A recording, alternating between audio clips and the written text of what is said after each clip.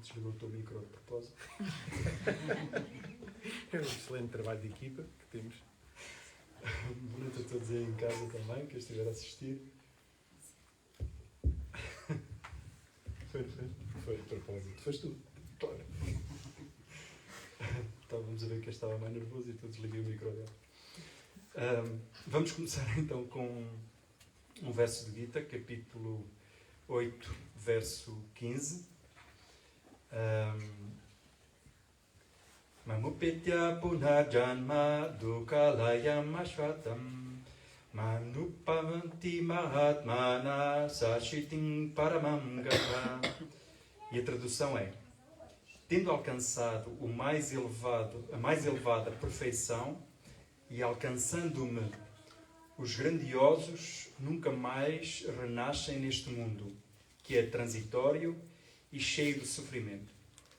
Porquê é que nós escolhemos este verso precisamente para o dia do Shivaratri? Porque atingir esta perfeição é para Shiva. Ele atingiu esta perfeição, porque ele é o maior devoto do Senhor. E hoje celebramos isso. E o oposto à perfeição, o oposto a ter atingido esta perfeição, é viver no sofrimento, certo? E é esse sofrimento que leva a que a gente fique aqui, nesta roda. Certo. O que nós estávamos a falar e estávamos a conversar há pouco, ali quando estávamos a preparar este satsang, e escolhemos este verso de propósito para isto, porque a perfeição, como tal e qual como o Indra está a dizer, mas a palavra sofrimento, por vezes, é mal entendida nas Escrituras, tal e qual como a imagem ou o ser que Shiva é, muitas vezes também é mal entendido. E isto porquê? Porque o sofrimento a que se refere Krishna, neste caso no Bhagavad Gita, no capítulo 8, verso 15, ele fala que o sofrimento é uma característica deste mundo, mas um sofrimento que está conectado com o mundo material. Porque o mundo material é limitado. E muitas vezes a imagem de Shiva está conectada com aquilo que nós dizemos: destruição é Shiva. Isto foi Shiva. Sofremos muito. Destruiu a Shiva, destruiu tudo isto. Quase uma conotação negativa, não é? Quase como se Exatamente. Shiva fosse uma divindade quase negativista. Não é? Pela força que tem, pela força de qual Narayana lhe dá, pelo devoto que ele é, jamais Shiva poderia ser conectado com aquilo que destrói de uma forma negativa. Uma das características de Shiva, não sei se já repararam, praticamente todas as imagens de Shiva mostram ele extremamente musculado. E é precisamente essa representação da força do poder que ele teve que exercer, quer seja a nível espiritual, para contrariar este sofrimento, não é? Que provém do nosso ego, do nosso orgulho, do nosso apego às coisas. Então ele mostra-nos também que é preciso uma grande força, é preciso uma grande austeridade para conseguir contrariar este sofrimento e não a viver dentro dele e por vezes usá-lo até como desculpa, não é? Que é isso que muitas vezes acaba por acontecer, não é? E tudo isso pode ser ligado com aquilo que nós, por vezes, temos a tendência de fazer, que é responsabilizar aquele que Shiva considera, após a pergunta de Parvati no Guru Gita, aquilo, como a Aradhana estava a dizer há pouco, que Shiva considera o maior ser nesta terra, que é o Satguru. E muitas vezes nós temos a tendência também de culpabilizar o Satguru ou o Divino por algo negativo que nos acontece. E essa é uma reflexão que nós poderemos fazer quando nos acontece algo que nos faz sofrer, que é consequência do nosso apego a este mundo material. E é uma característica deste apego material que o mesmo será limitado e tem dualidade. Tem duas faces. Então tem a felicidade momentânea e tem também o sofrimento momentâneo. E são estes altos e baixos que faz com que muitas vezes nós nos sintamos a sofrer e a não encarar as situações difíceis da melhor forma. Um bocado isso. Shiva é engraçado porque ele, no início dessa conversa que ele tem com Parvati, ele destaca precisamente essa figura do guru. E muitas das vezes nós vimos isso na maior parte dos caminhos espirituais e principalmente as pessoas quando estão a iniciar o caminho espiritual, elas começam a buscar um bocadinho à esquerda, um bocadinho à direita, vão um bocadinho ali, vão um bocadinho acolá. E Shiva mostra-nos precisamente o contrário. Ele mantém o seu foco no divino e ele não arreda um só guru, um só caminho. E quando ele mostra esta figura do guru aqui no Guru Gita, tanto no Skanda Purana, ele, de certa forma, depois ao longo do Gita, ele vai-nos mostrando que é naquele guru e temos que distinguir a diferença entre gurus. Isto é quase a diferença entre um Satguru e um guru, não desfazendo nenhum deles, como é óbvio, mas é quase o marido que se divorcia ou a esposa que se divorcia e depois vai ensinar os outros como manter um casamento saudável. Isto aqui é um bocado isso. Então tem que se saber a diferença. Espero que a minha esposa não esteja a ouvir isto. Então tem a ver esta diferença de, primeiro, quem é o meu Satguru, segundo, é quase que colocar uma talinha de cada lado, foi aquilo que Shiva nos ensina. Manter o foco ali naquele ensinamento, mesmo que por vezes aquele ensinamento não seja agradável. Que era o que tu dizias ainda agora mesmo, não é? Certo. Eu também acho compreensível quando nós ouvimos nem uma folha se mexe sem a vontade de Rama. Não é? Nada acontece neste mundo sem a vontade do divino. E por vezes nós temos essa tendência, então se nada acontece sem a vontade do divino, então esta responsabilidade daquilo que me está a acontecer, então não é minha, é responsabilidade do divino. Mas não. Desculpamos-nos muito facilmente. Desresponsabilizamos-nos facilmente. Porque nós temos responsabilidade. Nós temos a tal free will, vontade condicionada. Nós temos uma escolha condicionada. No capítulo 18 do Bhagavad Gita, Krishna diz: existem 5 agentes da ação, 4 pertencem a nós próprios, a alma, o corpo, as competências, e um é o divino. E ele, e agora aqui a palavra-chave, ele permite que as coisas aconteçam. Ele permite. Ele diz, ele nem sempre tem o plano de que aquilo que nós fazemos na nossa vida era exatamente aquilo que tinha que acontecer. Depois nós vamos entrar nessa onda do não, isto era o que tinha que acontecer para eu aprender. Mas é engraçado, nesse ponto, é engraçado aquilo que o Guruji diz. Eu dou-vos as hipóteses de escolha, né? Eu coloco-vos ali. Mas o Guruji também disse, segue a tua primeira intuição.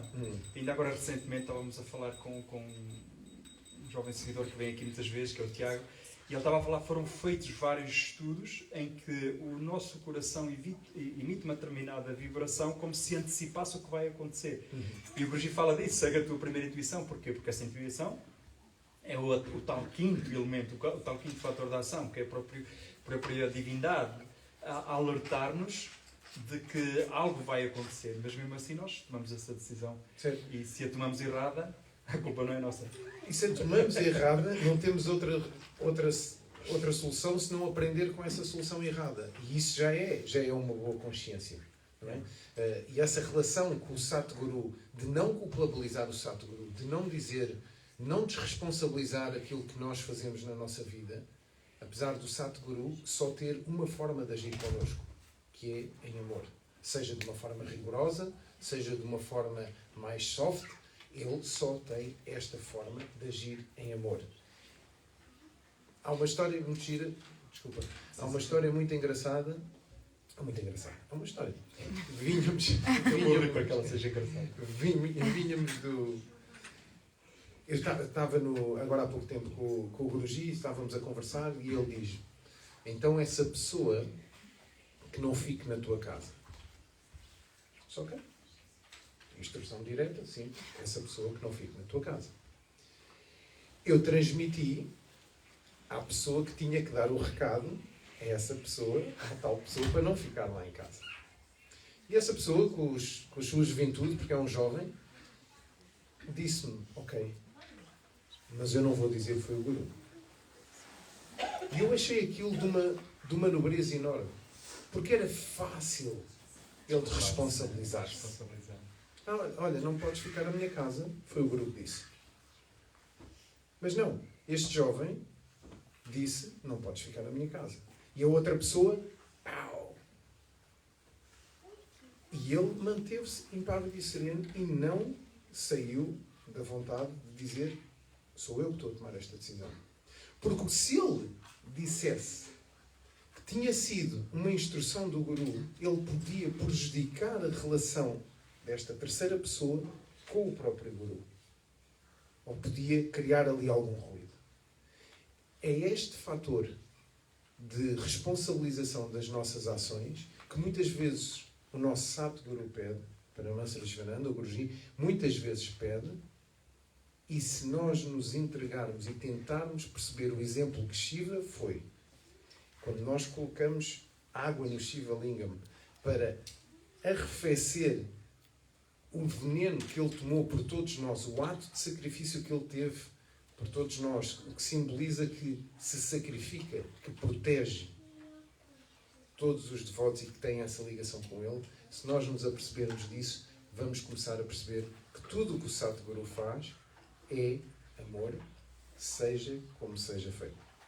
Isso faz-me lembrar a história do Swami Tulsidas, que muitos de nós conhecemos, né? Que está nos Estados Unidos agora. O Guruji materializou-lhe uma divindade, né? E pediu-lhe, ou deu-lhe essa indicação, que ele não dissesse a ninguém que divindade é que era. Aliás, deu-lhe indicação direta para dizer que era uma divindade, quando na realidade era outra. E essa divindade ficou fechada dentro de uma caixa por anos. Não tenho a certeza a quantidade de anos. 7 ou 8 anos, talvez mais. E o engraçado, e isto vai um bocadinho àquilo que estávamos a falar há bocado, que se falou aqui um bocadinho da consciência. E o engraçado é que em muitas situações, e ele partilhou isso, em muitas situações as pessoas diziam às vezes que até sentiam a divindade que não era a que ela estava. Não, eu lembro que era Malakshmi, se não estou em erro. Não, era Tulsi. Era Tulsi, que ele dizia que era a divindade que ela estava. Não, eu sinto a Tulsi que está aqui. Não sentia nada, não era a Tulsi que lá estava. Então é este cuidado que o Sitaram estava a falar. E isto tem a ver com a consciência. Só que há uma grande diferença entre a consciência terrena, a consciência que nós usamos aqui, de tomar consciência de qualquer coisa, e a consciência divina, certo? E é esta consciência divina que Shiva quer que a gente chegue. Porque ele vive sempre em consciência divina. Por isso é que ele é uno. Ele é uno com Deus. Não há diferença entre ele e Narayana. Não há diferença nenhuma, porque ele é uno. A metáfora que o Guruji muitas vezes utiliza é que Narayana, o divino, é o sol e Shiva são os raios do sol. Exato. Aliás, o Guruji fala isso, quem já ouviu alguns satsangs do Guruji, ele fala isso também em relação aos seus devotos. Quando os seus devotos atingem um estado de Sharanagati, um estado de rendição ao Guru, também refletem o brilho do Guru. Certo. Mas eu acho que o ponto que tu tocaste é fundamental, que é a consciência material, digamos assim, e a consciência espiritual. E esse é o nosso caminho, é o caminho que todos nós nos propusemos. Mesmo não estando no caminho espiritual, nós agimos muitas vezes com o espírito, com a alma, com amor. Porque toda a gente procura amor. Toda a gente procura amor e ser amado. As músicas que nós ouvimos são sobre amor. Os filmes que nós ouvimos, muitos deles são sobre amor. Que são os que nos tocam mais a alma, etc. Portanto, porquê? E porquê? Porque o Dharma da nossa alma, o propósito da nossa alma, que é realmente quem nós somos, é amar. O dever, o servir da nossa alma é amar.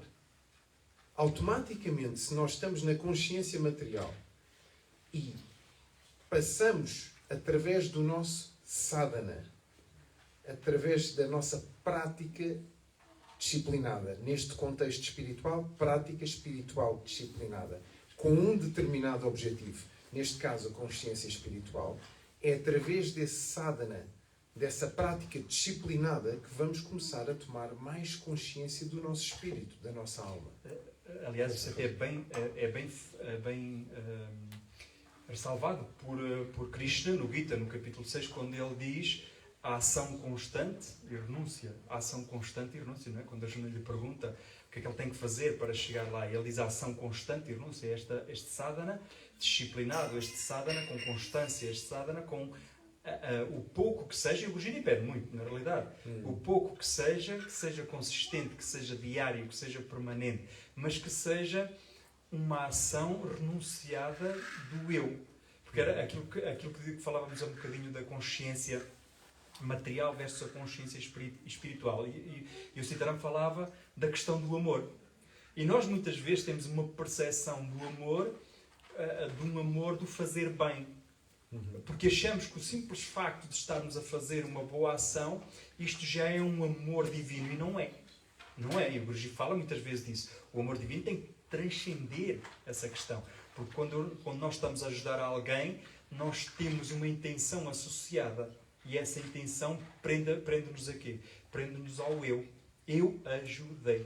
Então este eu, em vez de nos elevar na consciência espiritual, puxa-nos para a consciência material. Porque o eu foi mais forte do que o ajudar. E muitas das vezes até acabamos por cobrar. Né? Eu ajudei e nem é obrigado disso, qualquer coisa assim de género. Então acabamos por cobrar. E é esta identidade do eu que nós precisamos, e que Shiva nos ensina, que Shiva nos ajuda quando ele se foca, quando ele se concentra, quando ele está em plena absorção. É isso que ele nos ensina a anular. Este eu que nos puxa para a consciência material. Aliás, essa é exatamente uma das definições que o Guruji utiliza para definir Shiva. A consciência pura quando o eu desaparece. Certo? Portanto, quando o eu desaparece, através disso vamos fazer aqui a lógica. Vamos tentar fazer a rodinha. Sim? Consciência material, que é o que nós todos temos, porque nós todos gerimos as nossas ações através da mente e dessas qualidades materiais. Porque temos estes apegos. Vamos retrair os sentidos para não estar apegado ao que está fora. Para começarmos a mergulhar no que está dentro. Trazemos a consciência para o que está dentro, no interior. Palavras do Guruji. A consciência divina encontrada no interior. Trazemos como sadhana. Praticamos. Começamos a tomar consciência do nosso eu verdadeiro, que é a nossa alma. E quando começamos a tomar consciência da nossa alma, vamos, por vezes, se ainda não está a 100%, vamos por vezes agir com essa alma. Ao agirmos com essa alma, estamos a agir com amor, porque o serviço, ou o dharma da alma, é servir. Estamos a agir com amor. Se vamos experienciar isso, vamos ficar atraídos por isto e queremos mais. E queremos mais e vamos. Isto faz-me lembrar uma situação muito engraçada que acontece, eu acredito que acontece com a maioria de nós. Quando nós estamos meio que distraídos ou qualquer coisa e pegamos, por exemplo, no japa, a verdade não é que todos nós nos lembramos logo do Guru. É verdade, não é? Direto. Nós pegamos no japa e lembramos do Guru. Então este sadhana é uma constante lembrança. É aquilo que nos puxa para lembrar dele. Quanto mais... Porque muitas das vezes algumas pessoas podemos até pensar que não, vou fazer sadhana para atingir a realização. A realização vem pela graça. Então não adianta fazer muito sadhana ou pouco sadhana. Interessa fazer um sadhana com a lembrança constante no Guru. Porque quando eu pego no japa, por isso é que há uma grande diferença, não é? Entre japar em estado sentado, concentrado, ou em japar a conduzir, ou japar a fazer outra coisa qualquer. Porque a lembrança não está lá. Nós estamos a japar enquanto estou a conduzir, eu estou-me a lembrar do pisca, do não sei o quê, a reclamar com o outro que ultrapassou, e vai um xerivita lá a gritar, e quando ele passa eu digo o palavrão e a seguir outra vez xerivita lá. Não sei se é verdade. Não sei se acontece com vocês. Como é que ficam, mano? Como é que ficam? Eu acredito que não deve ficar muito bem. Não, mas o que eu quero dizer é, se esta constante lembrança do Guru, de Deus, está associada ao nosso sadhana, então a consciência, quando fazemos o sadhana, ela tem que estar lá. Porque senão não há, digamos assim, o estar disponível para a graça. Certo. E ilustrando um pouco o que o Indra está a dizer, 2014, 15, nós entrávamos, bem, está em live stream, não se pode dizer, pronto, íamos no aeroporto com o Guru, ia no aeroporto com o Guru e o Guru vai ao meu lado e faz dá-me assim uma chapada no peito e eu, sabes porque é que eu digo às pessoas para fazer sadhana? Eu, não. Para se lembrarem. Ok. E é exatamente isto. Sadhana, não há diferença nenhuma entre Atma Kriya Yoga, por exemplo, em que vamos ter aqui um retiro. Falar nisso, vamos ter já o próximo. Mas ainda há inscrições abertas. Vamos ter um retiro. Só duas. Vamos ter o retiro agora no dia 1 e 2, ia começar no dia 28 à noite. Mas não há diferença nenhuma entre Atma Kriya Yoga, por exemplo, que é uma das práticas que o Guruji dá ao mundo, e ele próprio. Certo? E é aí que nós podemos sentir esta consciência divina que Shiva nos ajuda a sentir. Eu lembro-me de um satsang dado por um devoto na Alemanha, o Mayran, o ano passado no Navaratri, e ele dizia isso: eu não faço japa para chegar a Deus, eu faço japa para fugir da Maya, porque ela é muito poderosa, ela apanha-me com uma velocidade tremenda, né? Então, é esta constante lembrança que faz com que, quando nós vemos o Guru, nós temos um determinado tipo de reação. E o engraçado é o que é que ele faz? Ele espelha essa reação. Então, isso faz com que nós tenhamos muito cuidado com o tipo de reação que nós temos, porque o tipo de reação que nós temos vai ser espelhado por ele. E muitas vezes nós não gostamos quando o Guru... o Guru fez isto, não sei o quê, devia estar mal disposto. Não estava mal disposto. Se calhar ele espelhou qualquer coisa ali. Não é? Porque é o único que espelha. Ele é o único que espelha. Não é? E eu lembro-me de uma situação, se me permites, nas Maurícias. Fui lá fazer seva, fui lá ao Just Lab e estive a fazer seva. E à última da hora fui pendurar uma placa lá uns 4 metros na altura. Eu não queria ir. Já estavas a treinar para o Asha? Já estava a treinar para o Asha. Fui pendurar lá uma placa e caí de lá abaixo e bati com a cabeça. Não foi como a do chuveiro do Guruji aqui? Não foi. Aqui em que estavas a trocar. Vou ter que contar essa história. Não, temos que trocar. Não, eu vou contar essa história. Espera aí. O Indra estava a mudar o chuveiro da casa de banho do Guruji, ou estava a tirar o chuveiro. Tirar? Qualquer coisa, não sei o que é que vais contar. Não estava a tirar o chuveiro da casa de banho do Guruji e estava lá há meia hora para aí a tentar tirar aquilo e tentava. Era os vidros do Polivan. E entretanto chega a Vrindavan e disse: eu vou buscar a espátula dos bolos. Vocês riem-se, e eu também me ri, mas depois me achei piada. E ela chegou lá, em 1 minuto, com a espátulazinha dos bolos, sacou os vidros. Eu já lá estava a apanhar 1 hora. Humilhação total. Humilhou-me completamente. Desculpa, Maurício. E então eu caí, fiquei todo partido lá.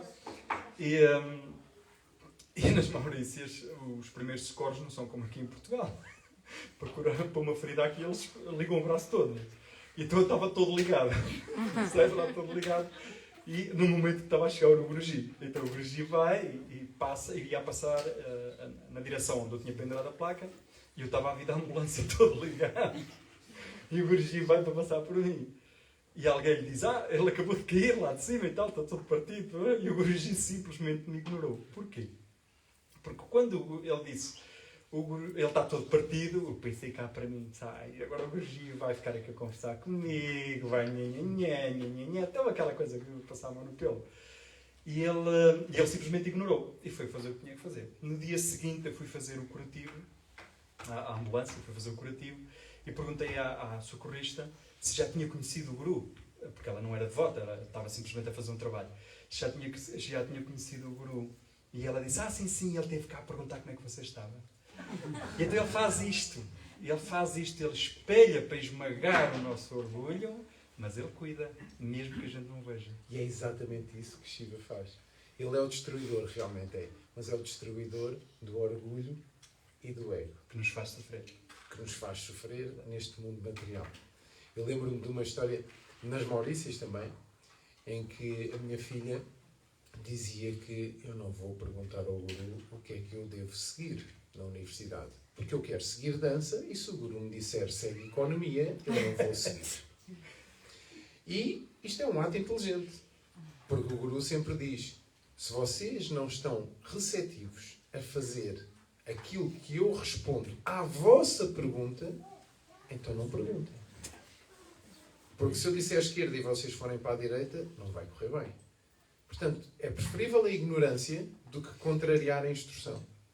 E a Maria, muito bem, na sua consciência material, disse, eu não vou perguntar. Disse, ok.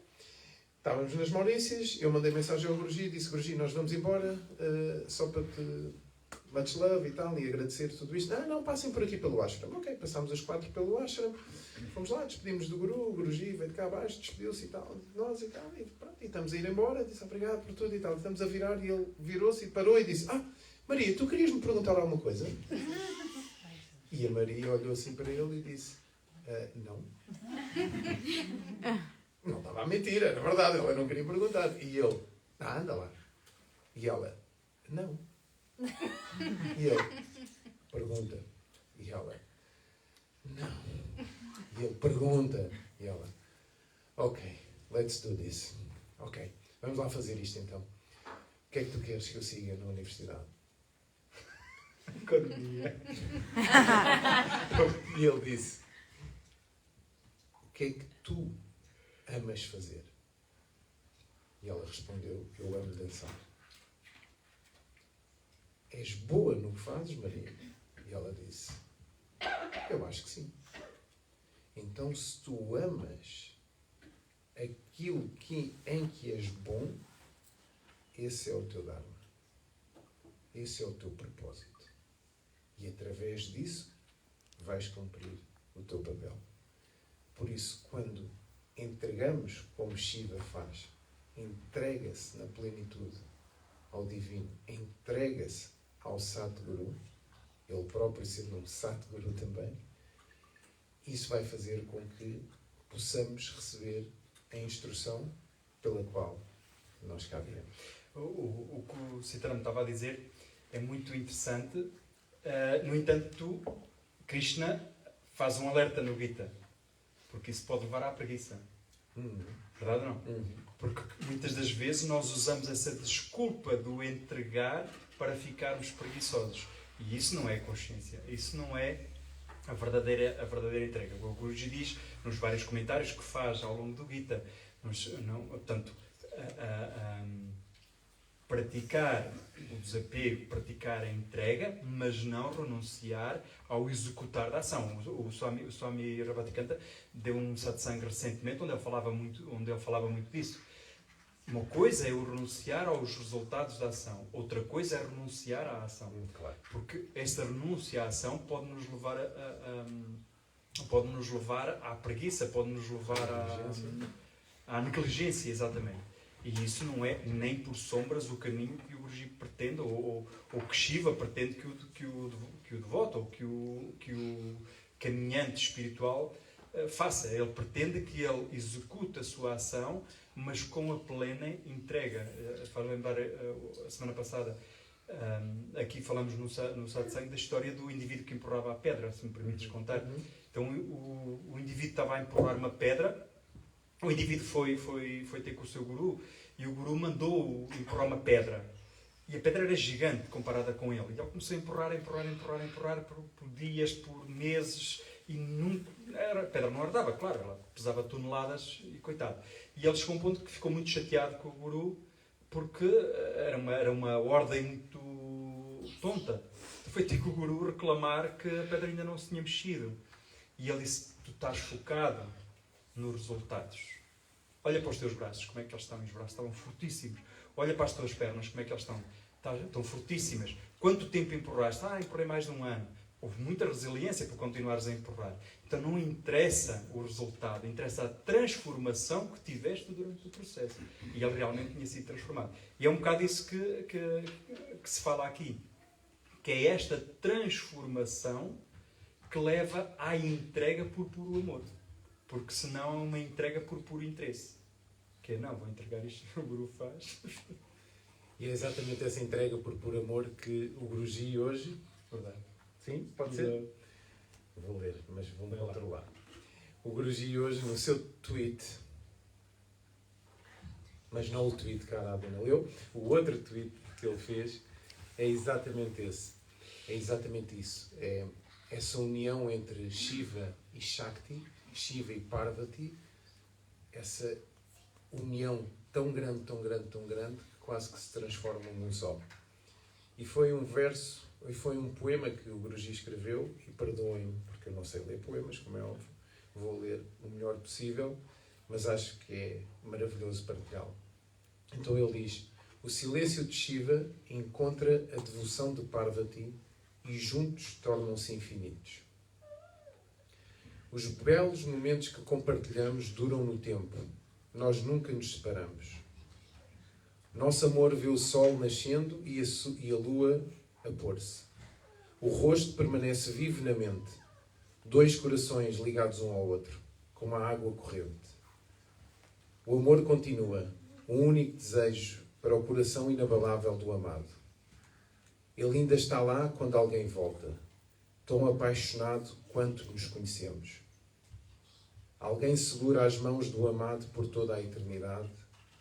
O tempo não nos pode separar.